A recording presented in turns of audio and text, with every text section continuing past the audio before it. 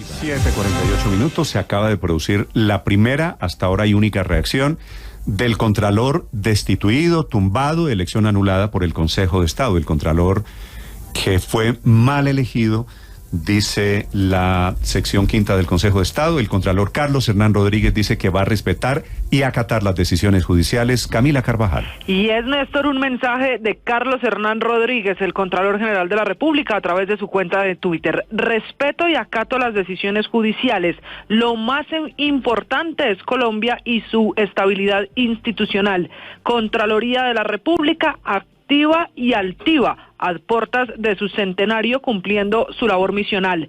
Mi abogado y equipo jurídico adelantarán las acciones que consideren pertinentes. Es el mensaje, la primera reacción de Carlos Hernán Rodríguez, el Contralor de la República, a quien el Consejo de Estado le anuló su elección. Termina este mensaje en Twitter diciendo que espera que sus abogados, que su equipo jurídico ponga las acciones que consideren pertinentes. Acuérdese, Néstor, que le queda solamente un camino, el de una aclaración que le daría tiempo, pero que ya la decisión está tomada, porque la decisión de la sección quinta pues lo deja por fuera de la Contraloría. Otros dicen que tendría el camino también de una tutela, que tendría el mismo efecto, darle algún tiempo, pero no cambia de fondo lo que ya ordenó el Consejo de Estado, que es rehacer todo el proceso para escoger un nuevo Contralor. Sí, dice el Contralor que sus abogados van a tomar las decisiones correspondientes. Lo tumba una demanda de una representante a la Cámara, Jennifer Pedraza, que es de un partido de izquierda, Dignidad. Representante Pedraza, buenos días. Hola, muy buenos días, Néstor. Un saludo para toda la mesa de trabajo y para todas las personas que nos escuchan esta mañana. Gracias por aceptar esta invitación. Representante, quisiera usted explicarle a los oyentes lo más sencillo, por favor. Este es un caso que tiene intríngulis, hojas de vida, procesos que hicieron mal. ¿Por qué demandó usted la elección del Contralor? ¿Por qué se cayó el Contralor?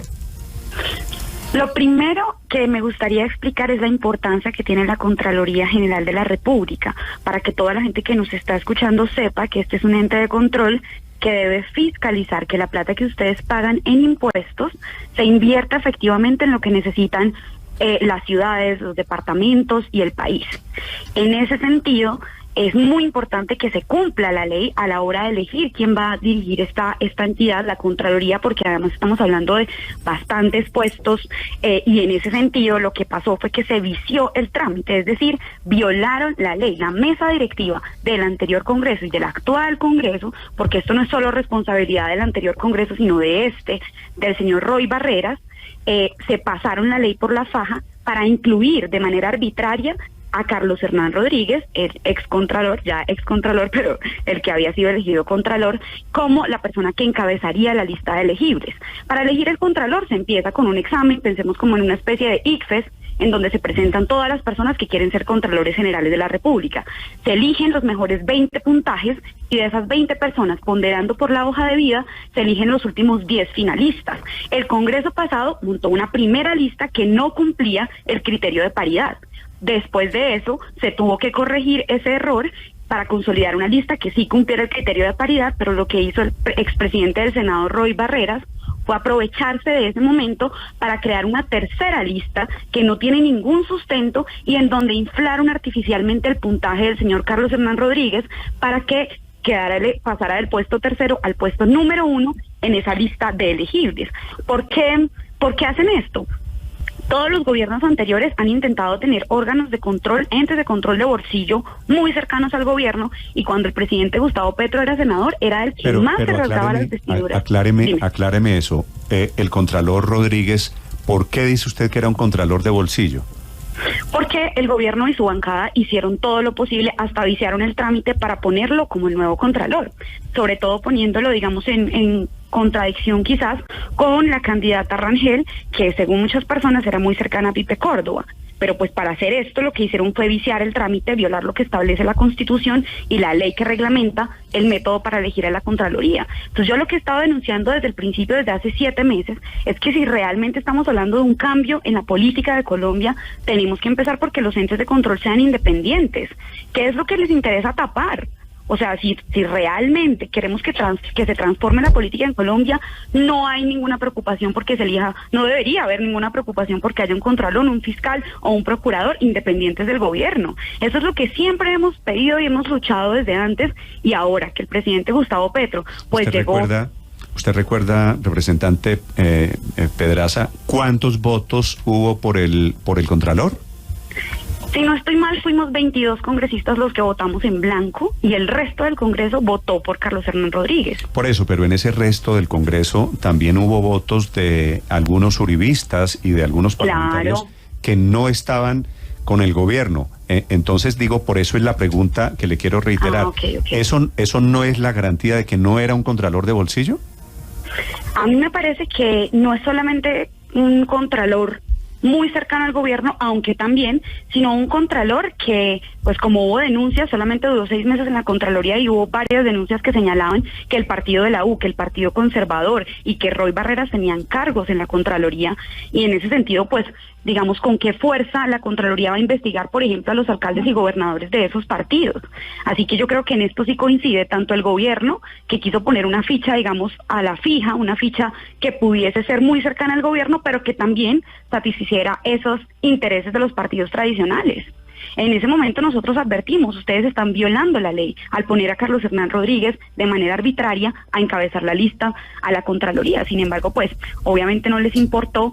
Es que Néstor, realmente es un descaro porque se inventaron un procedimiento adicional que no está en la ley, que fue meterle un puntaje a una entrevista en la que cada candidato hablaba 3 minutos, y entonces sobre la base de ese puntaje que está por fuera de la ley, lo que hicieron fue pasar a Carlos Hernán del tercer puesto al primero. Es decir, a mí me parece que es una coincidencia. Con la entrevista, con el puntaje de la entrevista, pasó a encabezar el listado el actual contralor, saliente contralor Carlos Hernán Rodríguez. Así es. La lista inicial no la encabezaba Carlos Hernán Rodríguez. Roy Barreras se saca de la manga esa entrevista adicional que en la ley se establece que no puede tener un puntaje, le mete un puntaje en una comisión accidental que cita. A él le tocó invitarme porque esa comisión debería estar conformada por una persona por lo menos por partido, y en esa comisión yo pedí la palabra y le expliqué a todos que lo que estaban haciendo era ilegal. Sin embargo, Roy Barreras siguió con ese proceso a través del cual se incluyó el puntaje del contralor Carlos Hernán. Y más allá, digamos, del detalle legal o jurídico, es que aquí la norma lo que pretende es que el proceso sea lo más transparente posible para que el mérito sea el que prime y para que todos los candidatos y las candidatas tengan las mismas posibilidades de ganar. Entonces aquí lo que hicieron fue meter la mano en el procedimiento para intervenir y poner un contralor que en este caso, Néstor, a mi parecer, cumple las dos condiciones. Es un contralor cercano al gobierno, que lo puso la bancada de gobierno, pero que también le daba garantías a los partidos tradicionales de obviamente de verle el puesto a ellos, y en ese sentido, pues de no investigar a fondo todos los casos de corrupción. Por eso es que para mí esto es una lucha muy importante y al final nos lleva al problema de fondo, y es cómo se eligen los entes de control en Colombia. Nosotros presentamos con el doctor Humberto de la Calle un proyecto de ley para modificar la forma en la que se elige el fiscal y duró 15 minutos vivo en el Senado, lo hundieron rápidamente. El representante Cristian Avendaño del Partido Verde por Santander, que radicó conmigo esta demanda ante el Consejo de Estado, también radicó un proyecto de acto legislativo para modificar el mecanismo a través del cual se elige la Contraloría. Vamos a ver si ese proceso tiene trámites y el gobierno lo acompaña, por ejemplo. Sería algo muy importante y una transformación muy estructural para el país. Representante, aquí se están tirando la pelota a unos y otros, como en la canción de Celia Cruz, Songo le dio a Borondongo. Los actuales presidentes de Senado y Cámara dicen que eso es culpa de los anteriores. ¿Realmente de quién fue la responsabilidad del estropicio que llevó a esta elección? Desde el principio este proceso estuvo viciado por decisiones que tomó la mesa directiva del anterior Congreso, eso es verdad, pero lo que más le llama la atención al Consejo de Estado son las decisiones que tomó la actual mesa directiva, David Racero y el expresidente de Senado, ahora embajador en Reino Unido, Roy Barreras. Porque el Consejo de Estado lo que dice es, listo, el proceso venía como con varios problemas desde antes, pero se habían venido saldando con las tutelas y, digamos, cumpliendo el criterio de la paridad. Pero lo que no se explica es de dónde se sacan una tercera lista, de dónde le sacan criterios arbitrarios, además, para inflar el puntaje del actual Contralor. Y el Consejo de Estado dice, eso es quizás lo más grave que pasó en este proceso, y esas fueron decisiones de la actual mesa directiva. Yo no entiendo por qué no pueden decir, oigan, sí, la embarramos, nos hacemos autocrítica, vamos a rectificar en este proceso. No, lo que salió a decir el señor Roy Barreras fue que si a él le tocara volver a empezar todo de nuevo, lo haría igual que lo hizo. O sea, no le pasa ni siquiera vergüenza por la cara diciendo que volvería a violar la ley, como ya el Consejo de Estado lo definió. Y es que se demoraron 7 meses investigando este caso. Nos pidieron pruebas, nos pidieron un montón de documentación que con muchísimo gusto nosotros presentamos.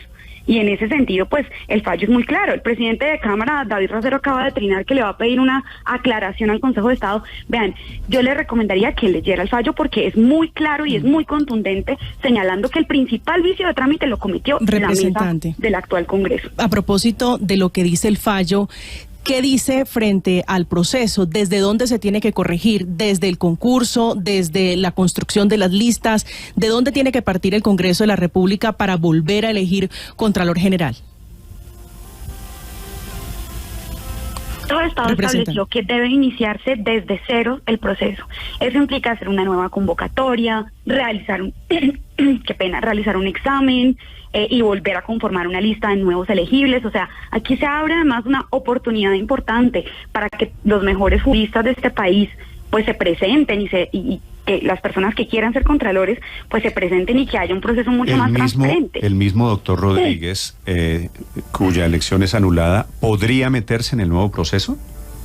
Él podría candidatizarse. Yo esperaría francamente que no lo hiciera, porque como les contaba, en su corto periodo en la Contraloría hubo varias críticas y varias denuncias frente a la repartida de puestos pues en la Contraloría entre los partidos tradicionales. Esperaría que no lo hiciera, además porque pues su nombramiento estuvo mediado por la violación de la ley. Creo que una buena persona pues por lo menos aceptaría que esto fue un error y no se presentaría, pero él podría ser uno de los candidatos. Mi invitación es a todas las personas democráticas que nos están viendo. Vean, este fallo del Consejo de Estado lo que prueba es que hay instituciones que están funcionando, que están defendiendo los derechos de las personas, que están defendiendo que se cumpla la ley, y en ese sentido, pues vamos a esmerarnos a hacer un control político fuerte para que haya todas las garantías en esta elección que apenas inicia. Sus amigos Roy Barreras y Racero. Roy es todavía presidente del Senado, hasta hoy es presidente del Senado. Pero no volvió desde la semana pasada. No, por eso, por allá. Hoy técnicamente deja de serlo. Sí. Y el Contralor todavía es Contralor porque falta la notificación, en fin. Su amigo Roy Barreras y David Racero dicen que ellos no se equivocaron, que lo que hicieron, que pues evidentemente mal hecho, fue respondiendo a un par de tutelas. ¿Usted no comparte esa opinión? No solo yo no la comparto, sino que el Consejo de Estado descarta esos argumentos en el fallo, señala que no hay sustento jurídico, que no hay sustento en estos fallos de tutela para crear una tercera lista con criterios arbitrarios e inflar al actual Contralor. Es que eso está clarito en el fallo del Consejo de Estado. Pero para explicarlo de manera sencilla para la gente, los fallos de lo que hablan es de que no se estaba cumpliendo el criterio de paridad en la primera lista. Es decir, la mayoría eran hombres y no había una cuota femenina del 50%. ¿Eso cómo se corrige? Pues modificando la composición de la lista para que los mejores puntajes del examen y las mejores hojas de vida de las mujeres compongan la lista de manera paritaria. Eso se hizo en una segunda lista. Listo, hasta ahí solucionado el vicio de trámite, solucionado todo. ¿Qué fue lo que pasó? Roy Barreras se cogió de esos fallos de la tutela para decir, ay no, montemos una tercera lista. Y además esa tercera lista la vamos a montar sobre la base de una entrevista que vamos a hacer, a la que le vamos a poner un puntaje arbitrario, y el que gane en ese puntaje es el que va a encabezar la lista. Y oh sorpresa, ganó Carlos Hernán Rodríguez, cuando todo el mundo ya sabía pues que esto era lo que iba a pasar. Esa es la tercera lista que no tiene ningún sentido ni ningún sustento jurídico hacer, y es el principal vicio de trámite, que al final no es un asunto solo de forma, sino de fondo sobre quiénes meten mano en la elección del Contralor y por qué les interesa. Porque es un asunto de vida o muerte tener un Contralor cercano, tener un Contralor de bolsillo, tener puestos en la Contraloría, a que es algo que le temen. Sí, porque si tuviéramos una Contraloría transparente, pues aquí se estarían destapando un montón de casos de corrupción. ¿Quién era su candidato para la Contraloría el año pasado, la doctora Rangel? No, Néstor, yo no tuve candidata en ese momento, ni candidato. Yo voté en blanco en esa elección, precisamente como un mecanismo, digamos, como de denuncia frente a lo que estaba pasando, y no estuve sola en eso. Cerca de 22 congresistas nos acompañaron en esa posición.